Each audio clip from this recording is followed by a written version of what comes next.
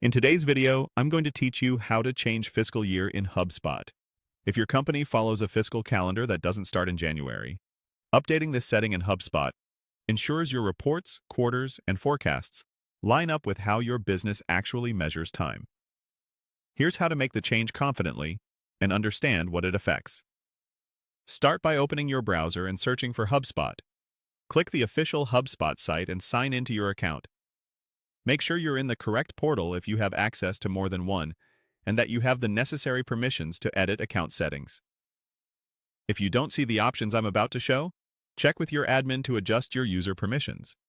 Once you're in, look to the top navigation bar and click the gear icon to open Settings. This is where all global account preferences live. On the left-hand sidebar, find Account Defaults. Depending on your layout, it may appear under a section like Account Setup. If you're having trouble finding it, use the Settings search bar and type Account Defaults to jump straight there. Inside Account Defaults, you'll see a General Settings page. Scroll until you find the Fiscal Year section. This is the control that determines how HubSpot groups months into quarters and how time-based reports and forecasting are structured. Click the Fiscal Year drop-down.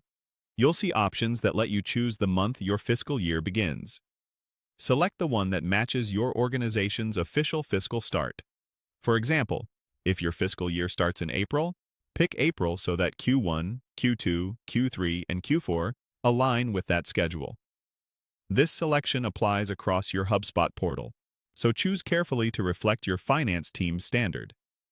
After selecting the start month, HubSpot will prompt you to confirm. Click Confirm Fiscal Year Change to proceed. You'll then see a final confirmation message to make sure you understand the impact. Click Yes, Change Fiscal Year to finalize.